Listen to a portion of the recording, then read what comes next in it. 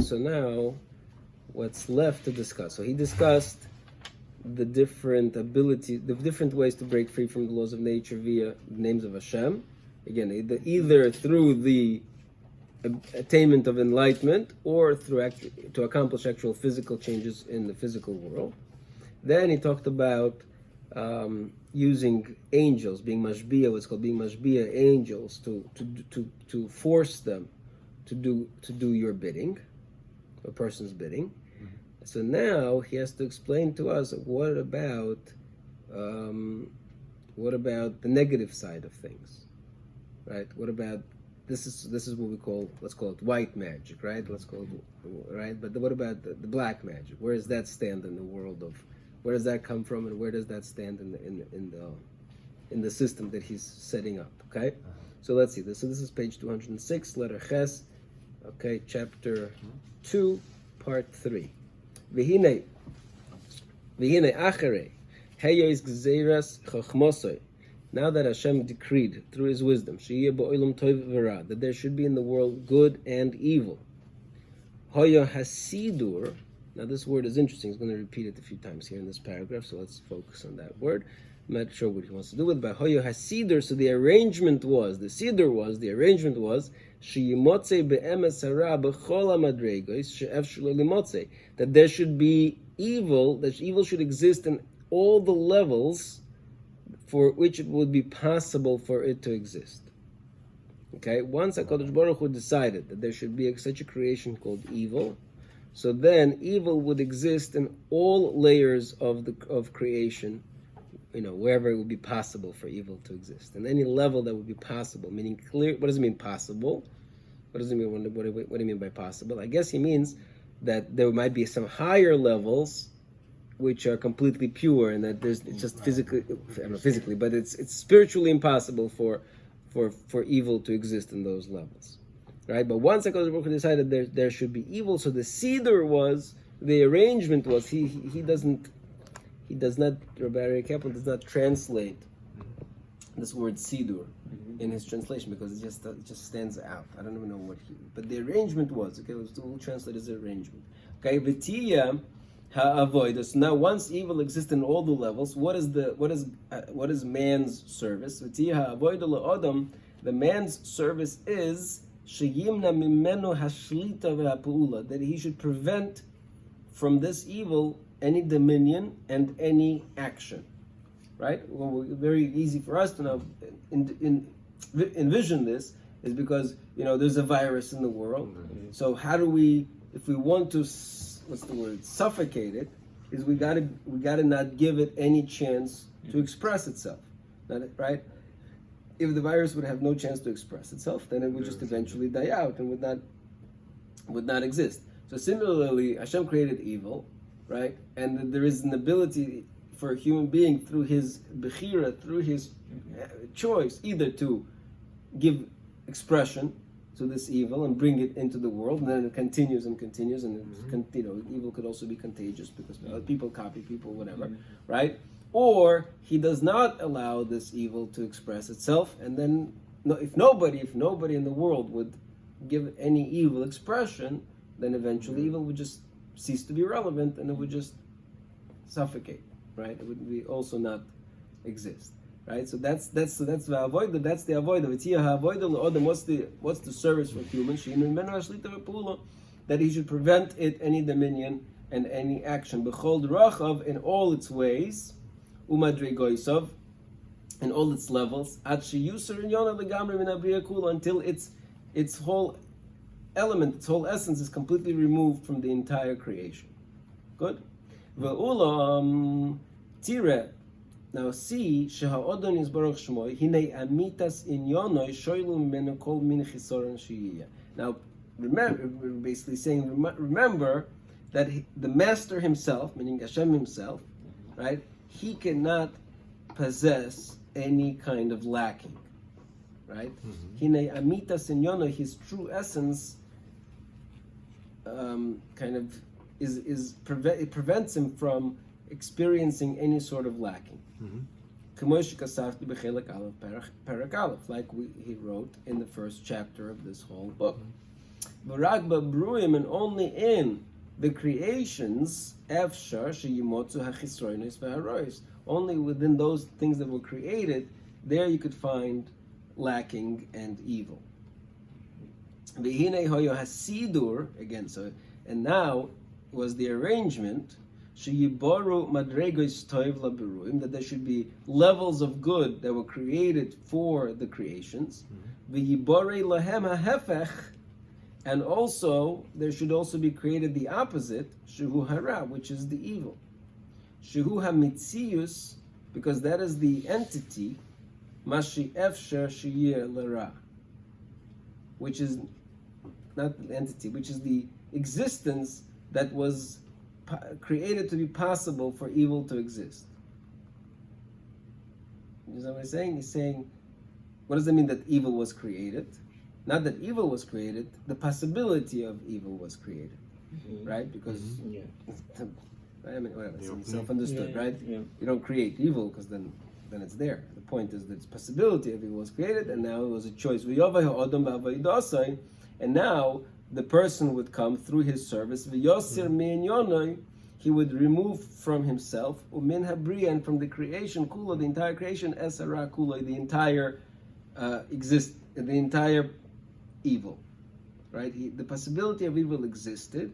If he would not have any expression, so then it would not ever come to exist. And then he would set permanently into creation only the good forever and ever. Valkain. So therefore, hoyo hasidur, again, so there was the arrangement, was the seder, the sidur, shekol inyan toiv, that for all aspect of good, yimotze kinegdoi inyan ra. There has to exist opposite it the element of evil. V'hu shomer hakosav, and this is what the pasuk is saying, is games ze luma ze osor lakim, that opposite, ze luma ze, right? Everything is counterbalanced. Hashem created everything with counterbalance. Okay, so is that clear? So I don't know why you can't. So you would say, what do you need such a lengthy paragraph? Right, why do I need to know about whether Hashem is perfect and he's not able to have any evil, and evil can only exist within creations? He's saying a basic point. He's saying, listen, once Hashem decided that there should be evil in the world, then he created evil to be a mirror image of all the good that exists. Finished. That's it. Right. One liner. It's two lines. What is this whole setup? What is the whole setup? And this sidur, it really bothers me. This array, sidur. 3 times he said it in this.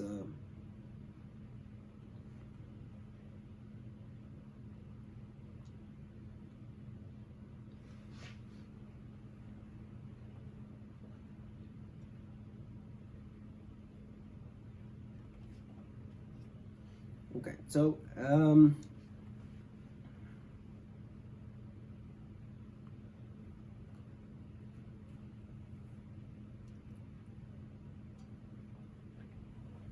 let's get back to it. I think I have this inkling of what he wants, but let's see.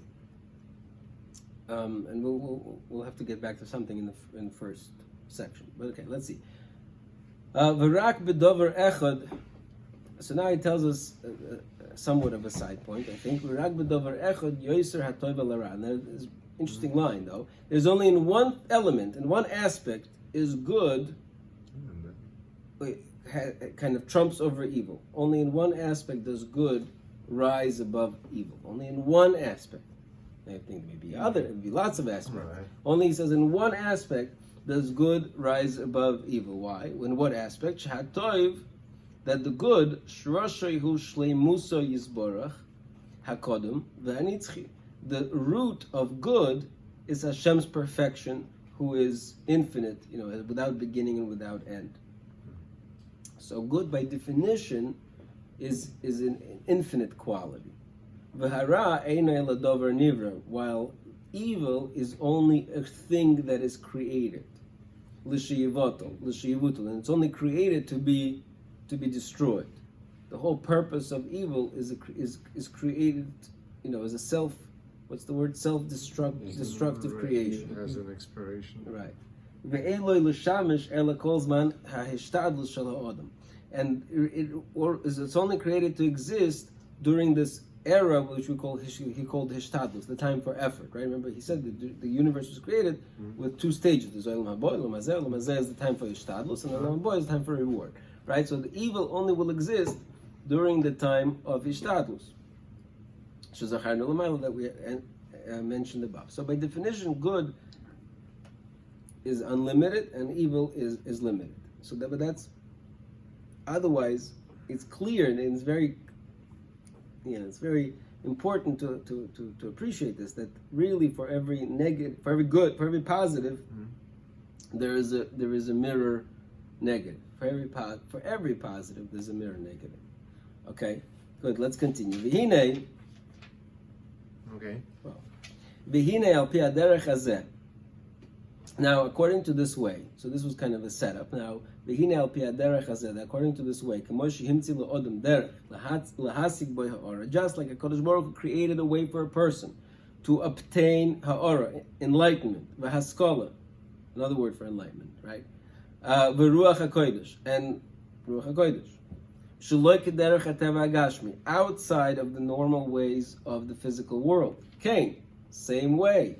Hutzrach, it must be so. That there should exist for this great good, right? The ability to rise above the physical limitations. There has to exist for that counterbalance to this great good. Hahefech, the opposite. V'hu, and what is that? Sheyuchal ha'odam, that a person should be able to lehamshich, to pull down, to bring down choshech, darkness, v'akirus, and confusion, v'ruach tuma, and evil spirit. Sheloi kederech hativi, and also above and beyond the regular laws of nature. Okay, so just like there exists within the physical worlds the ability to rise above it and achieve enlightenment, right? Through the names of Hashem, to become close, like we're saying, to really connect with Hashem in a much deeper way. There also must exist, because there has to be a counterbalance. There must also exist a way for you to break out of the laws of nature by bringing down what he calls choshech, akirus, and ruach hatuma. Okay, does that make sense? In a nutshell, yes, but I'm not. Right? Okay, let's see. Exactly, right? Because you would have said that that's maybe this should be this unique quality of being spiritual. Why should everything have a counterbalance? The whole point of it, not everything has a counterbalance. What is this? Is there like ruach hatuma tefillin? I mean, do I have a choice of raising up to Derech HaShem, but the other side? Right. So what is exactly? Right? And then the deeper question is exactly what exactly are you pulling down when you're pulling down evil? Especially since in the first paragraph he was very clear. In one place he said evil, in the other place he said the possibility of evil. Right. Exactly. So, if okay, so that's important. Good. V'hu inyan, and this is the idea of tumas akishuf, the defilement of magic, v'hadrisha el hamesim, and the, I don't know how to translate drisha el hamesim, to when you go to connect with the dead. What do you call that? Necromancy. There you go. Necromancy. Okay, sorcery and necromancy.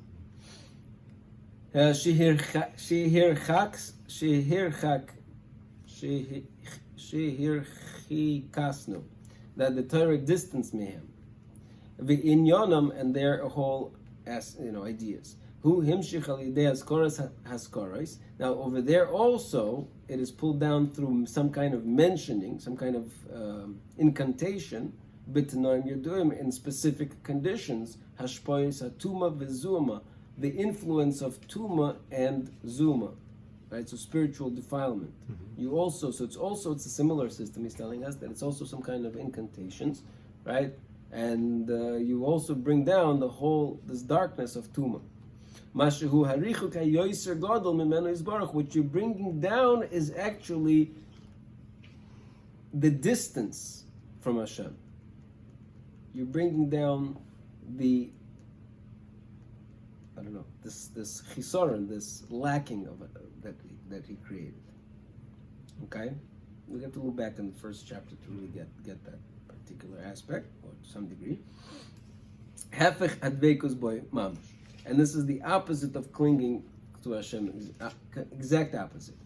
Va'adover nimshach mi'oisam koichos haras. This is what he's talking about now. This dover, this thing exists or is brought down from these koichos hara, from the forces, the transcendental, I guess, well, not transcendental, but forces of evil, shezacharnu, that we mentioned b'chelik aleph parak hey, in the first chapter in 5th parak. This is in first section 5th parak. That's what we have to look up.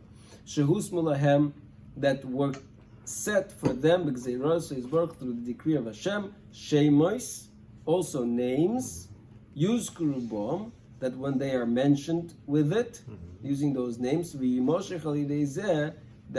in this way they brought down from them meshach hatuma, an influence of tuma b'madregos yeduos, in specific levels, shuloy kederech hateva, that are outside of the boundary of nature. V'chein yeoso stop. Okay, so this until now it's very interesting. What I find very interesting is that when he talked about in quote unquote white magic, right? When he talked about, he first mentioned using it to create physical changes in the world, and then he talked about using it to achieve enlightenment. When he talks about kishuf, the black magic, he goes in the other direction. He talks about the endarkment. He talks about how to achieve an endarkment, and then he talks about now using it to do some kind of physical changes in the world. Okay, so that's what he's saying now. And also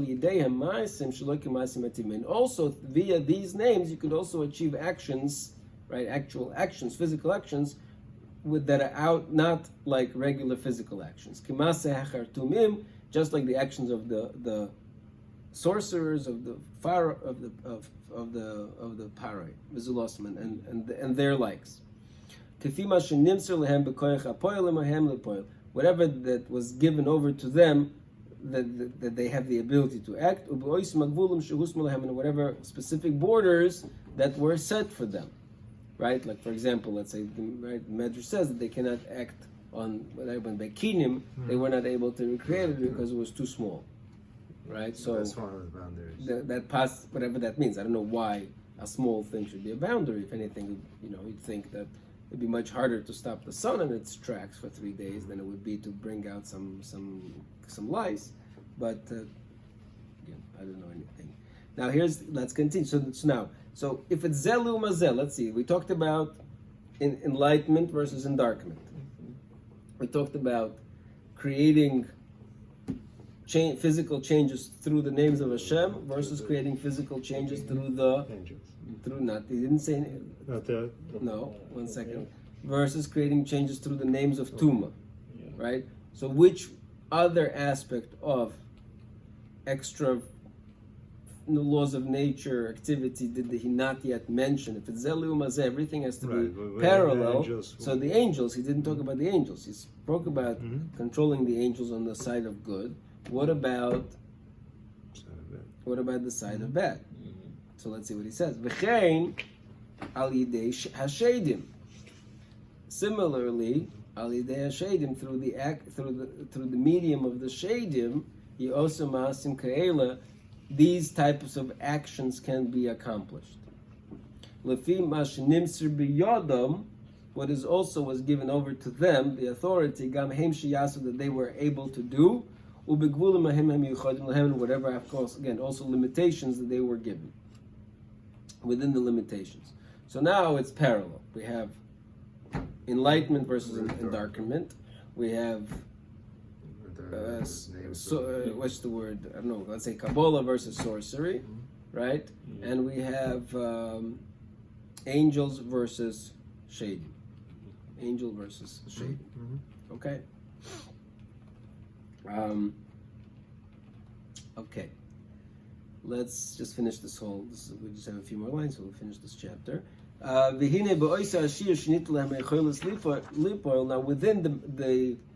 the measure that was given for them to act, meaning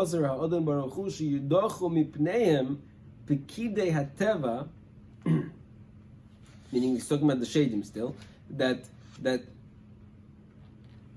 he has a problem now. What's his problem? His problem is, one second, everything that happens in the world, in the physical world, because if you think about it, how does angels work? Why am I able to do extra physical things through the use of angels? Because he gave us this, he came up with this idea because the angels, they're given a spectrum of power, right? And they usually act within, the low 5%, let's say. They use 5% of their ability for the things to control, but they also have 95% of ability that they don't utilize it, right? So when a person is mashbiya the malach, when a person subjugates the malach, he forces the malach to use 100% of his ability and therefore override the regular way of nature, right? So now, what about shadim? So everything, so I'm saying, so everything that happens in the world, according to the way he set it up in the beginning, the first section, everything that happens in the world happens through the medium of a malach. That's part of the process. It starts with the transcendental forces, goes to the malachim, so it happens through a malach. So then how can I use a shade to do extra? That's not, what does he do? The shade goes, knocks the malach out, like what happens? Possible. What? Possible. Right. Like Okay. Satan, he complains and he gives him a power. Right. So that's what he's saying with this sentence. He's saying, so v'hinei be'oiso hashir shinitan lehem ha'yecholus lifol, that within that area that the shade has the right to act, gozer ha'odem baruch hu, Hashem decreed, sheyidochu mipneihem, that they can push away pekidei hateva. The pekid is what they call the malach that runs the regular physical things. The natural pekidim, these malachim, hamachzikim inyonei ha'olam, that are in charge of holding together the various aspects of the world, al matzav hativi, to within the natural order, right? So basically is what he's saying, because again it's because of this idea, since HaKadosh Baruch Hu had to create everything zelil umazeh, and since there has to be a way, just like there is a way for you to be mashbiya malach, there has to be a way for you to be mashbiya some other creation. So Hashem says, okay, I'm going to give the shadim the ability to somehow take over the malach, and then do whatever was given within their area of activity. And they can push away all whatever angels that are involved in this siddur, in this arrangement. And this is what our sages meant when they said kshafim, magic, shemakchishim pamalya shalmaila. They deny, not deny. They just, I'm going to say not deny. What is it translated? They go counter. Okay, meaning they disrupt. That's a good word. Disrupt. Hamakchishim pamalya shalmaila. They disrupt the heavenly host. They disrupt the heavenly host. Right. So it means. That's what he means. That the kshofim, they through the shadim is that's how he's translating that line in the Talmud. That through the shadim they disrupt the natural way of things, because now the shade kind of overrides the malach, and that's the malach is part of the pamalya shalmaila. And achloi lo yazela kashira. Who again? This is also limited only within that measure. V'lo yoiser, and no more. The gamba is a shear, and even within that measure, don't forget that there's always some other force that can override this force that is greater than them. V'timona pu'ulosam b'gzeirosei yisborach, and furthermore, all their activity can be completely prevented by Hashem's will. Ve'al zeh omru, and this is another statement of Chazal, ein oid milvadoi, there is nothing but Him, va'afilu shofen, and even when it comes to regards to magic and sorcery. Ubir shezeh lemishes chusei rav, and also over there they explain that this is for, this works for somebody whose schus, whose merit is very great. Shemin hashamayim yatziluhu, that for somebody who has great merit, he can be saved from these shadim, or from any kind of sorcery. V'yudchu es haroitzim leharaloi, and the other people who want to bring negative, to do something bad to that person, that they will be dismissed. And again, this is also said in the Gemara. The Gemara says, Shani Rabbi Chanina. Rabbi Chanina is different, the Nofish Schusei, because his schus is very great. So sometimes a person's merit can also overcome these, even though, quote to speak, the natural ability of unnatural ability. Okay? But basically, right, so the Shadim can have no power over somebody who has a lot of merit, because Hashem will protect that person. Okay? Fine. So, I mean, there's more. We're not, right now it's already very late, so we can't dig into it more, but we'll save that for hopefully next time. But basically, I'll see in the first chapter, it says that the Malachim, and Hashem does everything through Malachim called Pekidim, whether for good or for bad. Mm-hmm. Right? So I think what he means by whether for good or for bad is because when the Shadim overpower the Malachim, then the Malachim are forced to act for bad. Mm-hmm. So, okay, that's it. So I didn't get to this. Also, the Rambam, we'll just, whatever. So again, so clearly this approach is very different than the Rambam's approach. What I mean by that is that the Rambam holds that there is no such thing as magic and sorcery. Rambam holds that magic and sorcery is achizas einayim, is what's called, what we call magic tricks, right? Which is a big nafkamina lahalacha. If you believe that there is real sorcery and real magic, so then magic tricks are nothing, are just games.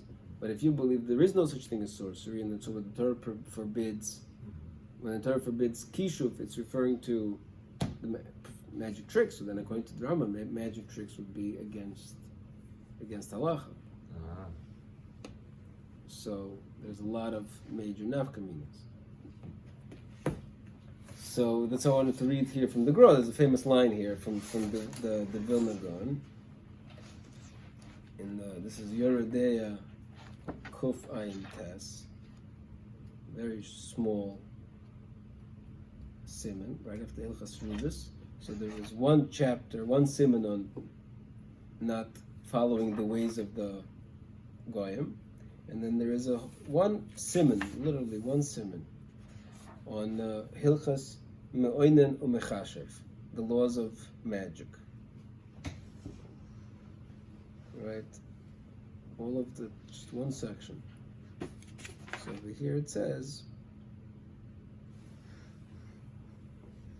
so where's the Gra? I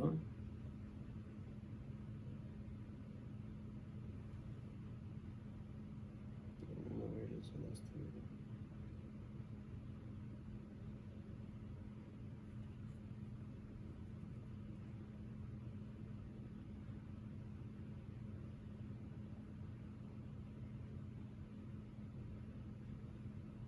I don't know. So it talks about shadim over here, and what you're allowed to do with shadim, what you're not allowed to do with shadim.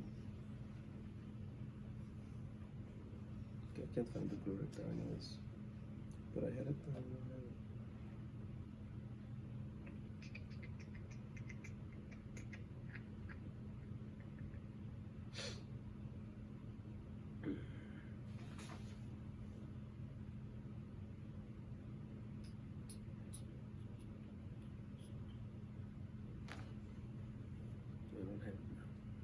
Anyways, it just has a famous line. It says, Chochmas Aristoi Hitisoi, which is the wisdom of Aristotle, made Rambam err.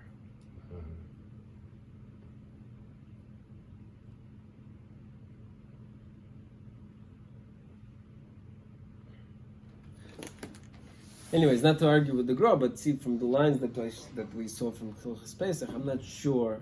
I have a feeling that the Rambam also put on a show of being a rationalist, and really he was not as rational as people make him out to be. I mean, so okay. Thank you very much.